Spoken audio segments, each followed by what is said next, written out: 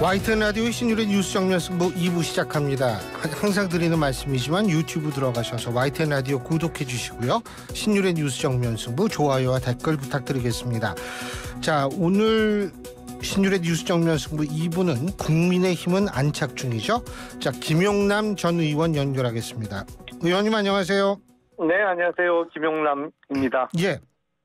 오늘 이균용 대법원장 후보자 지명하지 않았습니까? 대통령이요. 네. 자, 어떻게 보십니까? 어떻게 평가하십니까? 왜 김 의원님도 법조인이셨으니까. 예? 제가 지명된 분과 개인적인 인연은 없어서 자세히는 알 수 없습니다만 경력으로 보면 이제 많은 국민들께서 좀 의아해하실 수 있을 것 같아요. 예. 고등법원 부장판사가 바로 대법원장이 되나 이렇게 생각하실 수가 있는데, 요새는 그 법원장이나 고등법원장을 지낸 분들도 순환 보직 개념으로 그 고등법원 부장판사로 또 일을 하시거든요. 그러니까 예. 이미 그 이균용 지명자께서는 서울 남부법원장과 대전 고등법원장을 그 전에 지내셨기 때문에 경력이나 이런 면에서 전혀 하자가 없는 분 아닌가 싶습니다. 근데 그 대전 고등법원 법원장 발음도 안 나오네.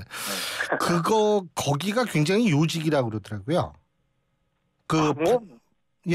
모든 자리가 요직이겠죠. 물론 그리고 고등법원장은 제가 알기로는 전국에 5군데밖에 고등법원이 없기 때문에 고등법원장급에 가신 분들은 다 언제든지 대법관이나 대법원장 후보에 오를 수 있는 분들이죠. 그리고 경력을 보니까 민사판례 연구회에 소속돼 계셨던 것으로 알고 있는데, 제가 아는 한 최고 엘리트 법관들이 들어가는 모임이 사실은 민사판례 연구회입니다. 예, 그렇구나. 그러니까 그 이후에 우리법 연구회나 인권법 연구회는 사실상 정치 성향이 너무 뚜렷한 일종의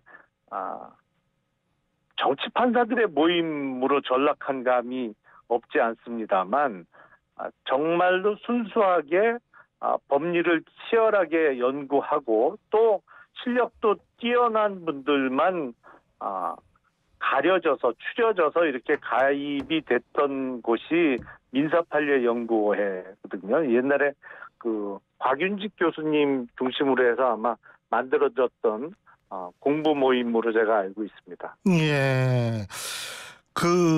지금 이제 이 대법원장 같은 경우에는 인준 대상 아닙니까? 그죠? 그렇죠. 네. 인사청문 대상이 아니라 인준청문 대상이라는 것은 야당이 반대할 경우에는 이게 통과가 안 된다는 건데요. 그죠? 네. 어떻게 예상하세요? 인사청문회 과정을 통해서 드러나겠습니다만, 글쎄요. 제가 보기에는 기존의 대법원장들에 비해서 어떠한 흠결이 있거나 능력이 떨어지는 분은 전혀 아닌 것으로 알고 있습니다. 그래서 지금 국회에 절대 다수 의석을 점유하고 있는 더불어민주당 소속 국회의원들이 얼마나 객관적으로 표결에 임해주느냐에 따라 결과가 달라지지 않을까 싶어요. 근데 이거를 마치 윤석열 대통령이 지명을 했기 때문에 어떤 정치적인 사안으로 보고 표결한다고 하면 엉뚱한 결과가 나올 수도 있겠죠. 아니, 그러면은 비준 안 해주면 객관적이 아니다, 이런 말씀이세요?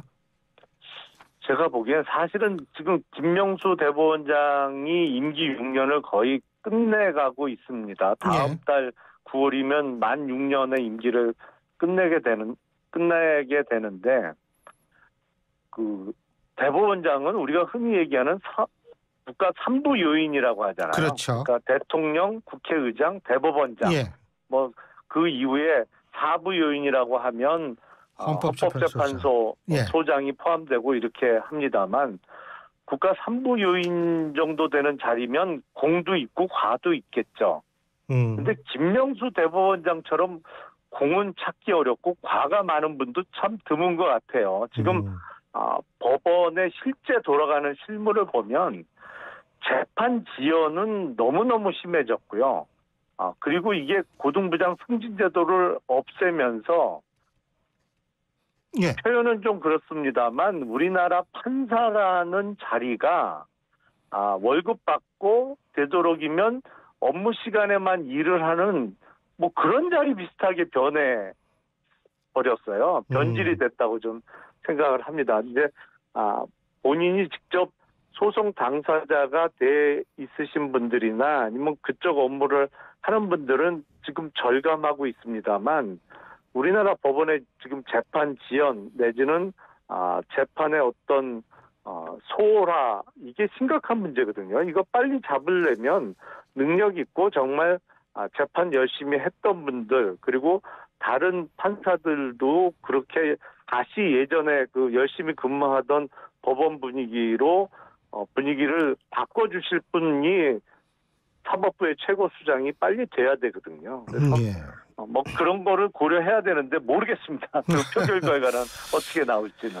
자, 그리고 말이에요. 이게 이제 한동안은 굉장히 정치권의 가장 뜨거운 이슈로 등장할 것 같은데 일본이 그 내일 모레인가요? 24일이면 내일 모레인가? 내일 모레죠. 네. 내일 모레 그 후쿠시마 오염수 방류한다는 거 아닙니까? 그죠? 네. 그런데 지금 민주당은 일본 정부 윤석열 정부가 일본의 오염수 해양 투기를 저지하지 않고 일본의 국익을 우선하고 있다. 이런 식으로 지금 공격하고 있는데 이 공세가 더 좀 이 절정에 달하겠죠. 어떻게 보세요? 한동안 계속 그러겠죠. 사실은 후쿠시마 오염수 방류가 실제로 이루어지면 더불어민주당에서 이런저런 괴담도 더 많이 만들어낼 것이고요. 앞서 말씀하신 대로 일본 국익을 우선한다 뭐 이런 프레임을 씌워서 공격을 할 가능성이 많은데 제가 보기엔 일본 국익을 우선하는 건 절대 아닌 것이죠. 사실은 왜 저지하지 않느냐라고 더불어민주당은 공격을 하고 있습니다만 문재인 정부 때 같으면 저지할 수 있나요? 그건 아니잖아요. 객관적인 사실이. 그리고 대한민국의 국익을 위해서 일본과의 관계 개선에 나선 것이고 지금 IAEA 등 과학적인 연구 결과상 우리가 걱정할 만한 어떤 위험이 없다라는 것은 과학적으로는 증명이 됐습니다만 간혹 가다가 야당의 주장이 그러니까 야당이 만들어낸 괴담이 과학을 이기는 경우가 왕왕 있었죠. 우리가 2008년이죠. 2008년에 광우병 괴담 때도 그런 적이 있었고 또 사드 배치 때도 무슨 사드 배치하면 전자파에 뭐 사람이 튀겨진다 아니면 거기서 나온 참외도 먹으면 안 된다 이런 온갖 괴담이 잠시 먹힐 때가 있었습니다만 결국에는 괴담은 과학을 이기지 못한다. 잠시 대중을 속일 수는 있었으나 이번에는 별로 통하지 않을 거라고 저는 생각을 합니다. 근데 어쨌든 정치적 부담은 될 것 같아요. 윤석열 정권에. 근데 지금 일본과의 관계 개선이 실제로 이루어지고 있고요. 얼마 전에 그 캠프 데이빗에서 합의된 내용도 있습니다만 한미일 간의 어떤 협력 체계 내지는 공동 대응이 어느 때보다도 강화되고 잘 이루어지고 있는 상황이기 때문에 이런 점들을 국민들께서도 많이 고려하시지 않을까라고 생각이 듭니다. 그러면은 이 이슈가 어느 정도 갈 거라고 보세요? 이거는 더불어민주당이 이재명 대표를 비롯해서 본인들이 지금 안고 있는 사법 리스크나 여러 가지 전당대회 돈봉투 사건 그리고 김남국 의원의 제명 여부 등 다른 그 본인들의 부담을 잠시 지우거나 아니면 국민들의 뇌리에서 잊혀지게 하기 위해서라도 후쿠시마 오염수 관련한 괴담을 더욱 많이 퍼뜨리고 더 선동을 많이 하겠죠. 그래서 거의 뭐 정기국회 시작해서 9월, 10월은 이거로 보내지 않을까 싶어요. 특히 예. 국감 때도 이거로 많이 이슈화를 시킬 것 같고요. 예. 알겠습니다. 뭐 어쨌든 그만큼 또 우리 정부가 사실 누구든 저는 일본 그 어민협회인가 어업협회 회장이 얘기한 거 참 눈에 쏙 들어오더라고요.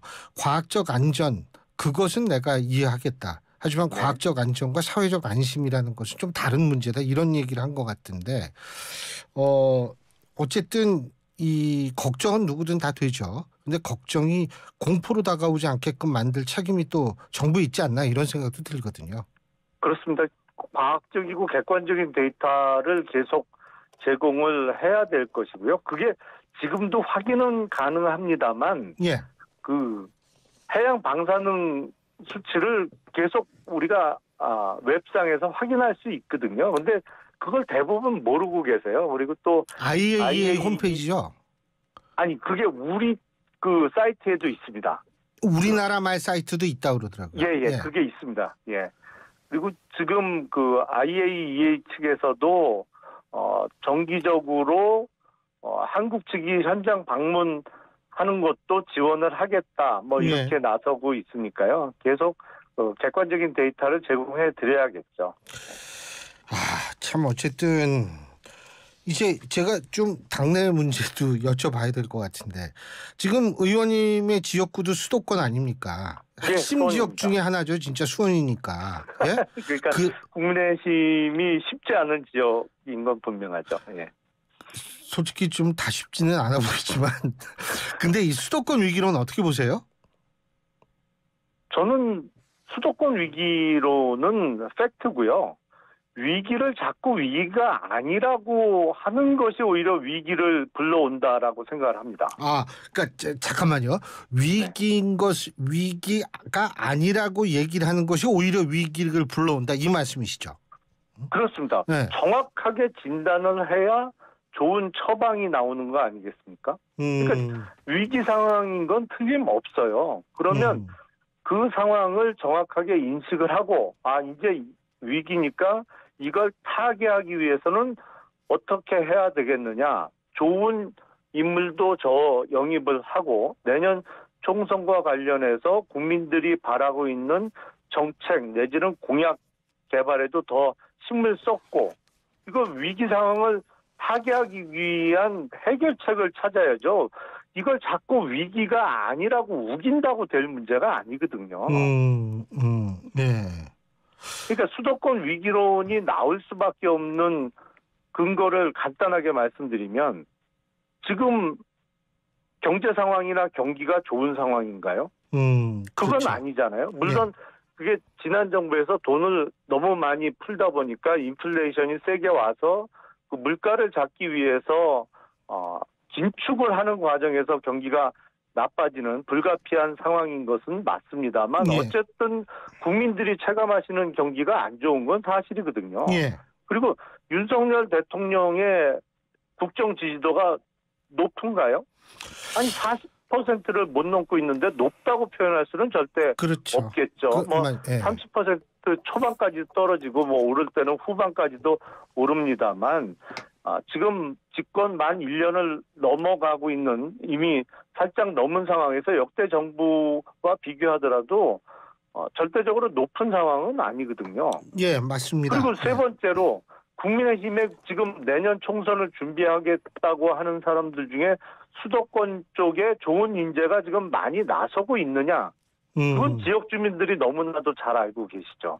사실은 웬만한 사람들은 콕 집어서 얘기를 하면 지금 용산의 대통령실에서 내년 총선을 준비하고 있는 사람들이나 김기현 당대표 측근이라고 일컬어지는 사람 중에 경기도 남부나 서부 벨트에 내년에 총선을 준비하겠다고 하는 사람이 몇 명이나 있나요? 대부분 영남 가겠다는 거 아닌가요? 그러면 위기죠. 이거 다 따져보면 이게 위기가 아니면 뭐가 위기겠습니까? 그렇죠. 근데 이제 그래도 어쨌든 자기는 꼭 나가겠다 이런 분들도 계시잖아요. 예를 들면은 이준석 전 대표 같은 경우에 뭐라고 얘기를 했냐면 어쨌든 자신은 신당을 고민한 적도 없고, 예, 네. 분명히 자신은 이제 공천을 받아가지고 나가겠다 이런 의지가 이분은 노원이시잖아요, 그죠?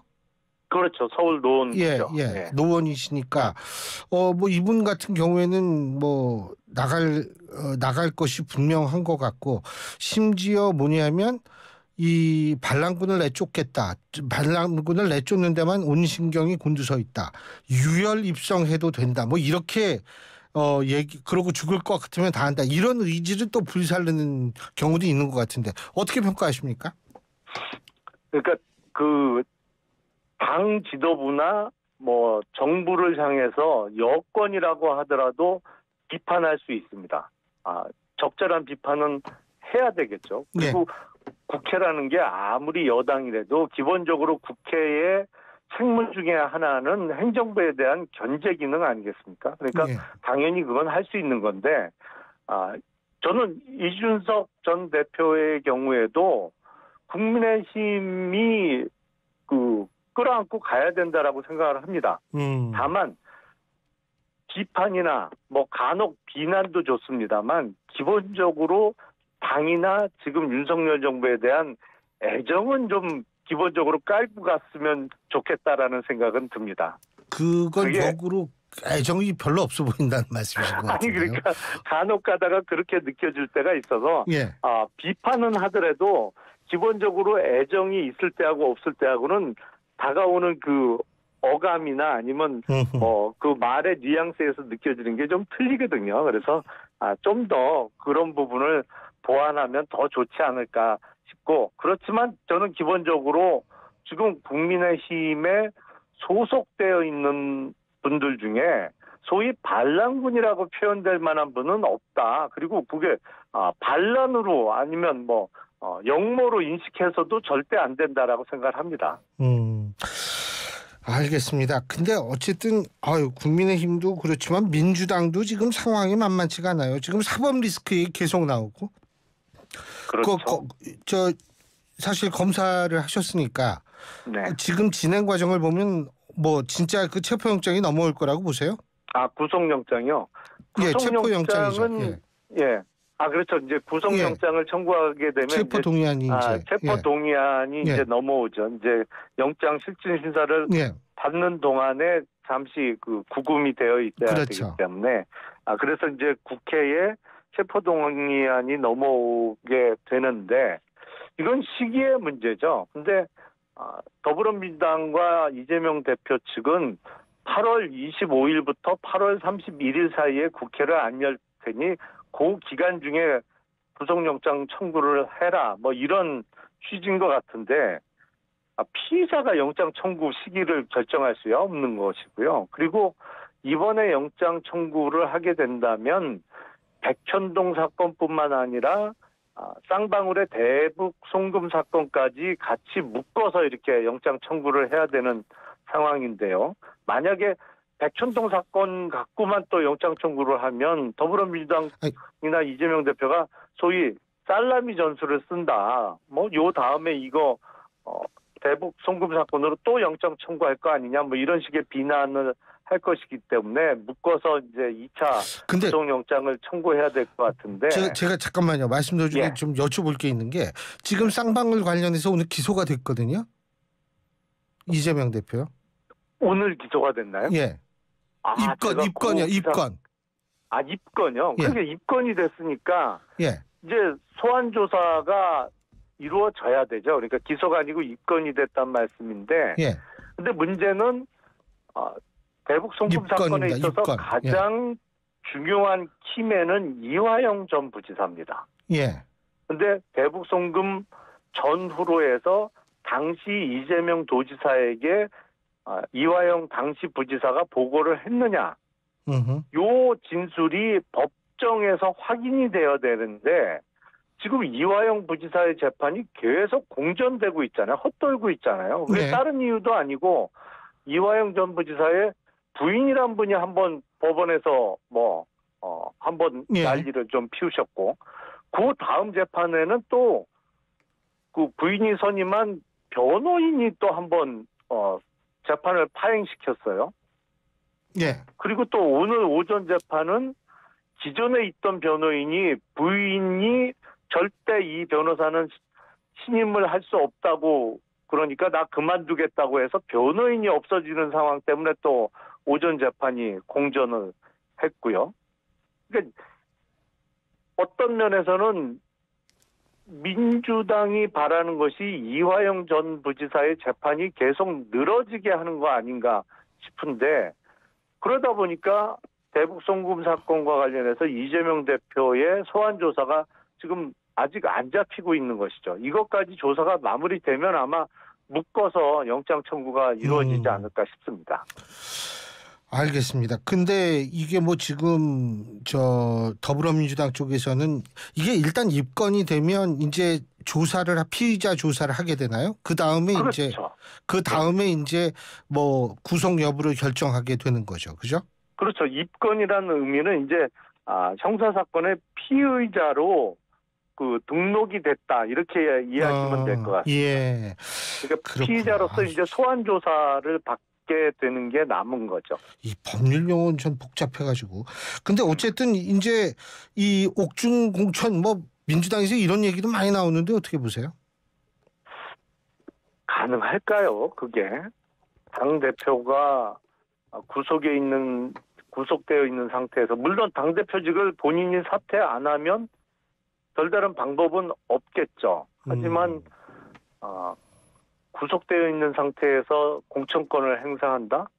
물론 뭐 친명계 의원들은 그렇게라도 되기를 원하겠습니다만 상식적이지 않고 더불어민주당의 친명계 의원들만 있는 것이 아니기 때문에 실제로 그게 실현 가능할지는 잘 모르겠습니다. 의문입니다. 대단히. 근데 물론 이재명 대표가 이제 입건이 됐다 하더라도 뭐 그 이후에 있어서의 우리가 어떻게 돌아갈지는 예상할 수가 없으니까요. 뭐 반드시 그렇죠. 입건됐다고 해서 뭐 죄가 있다 이 얘기는 아닐 거 아닙니까, 그죠? 물론 그렇죠. 예. 이제 형사 사건의 피의자로 정식으로 등록이 되고 이제 소환 조사 그 이후에 사법 절차가 진행될 것이다. 이런 의미죠. 그런 의미죠. 입건이 됐다는 것은. 알겠습니다. 근데 이 문제도 사실 민주당의 입장에서 볼 때 지나치게 오래 지속이 되면 참 곤란할 것 같다는 생각도 들어요. 예. 알겠습니다. 그래서 비명계 의원들이 이런저런 목소리를 내고 있는 것이 아닌가 싶습니다. 예, 잘 알겠습니다. 오늘 말씀 여기까지 듣겠습니다. 고맙습니다. 네, 감사합니다. 예, 지금까지 국민의힘 김용남 전 의원이었습니다.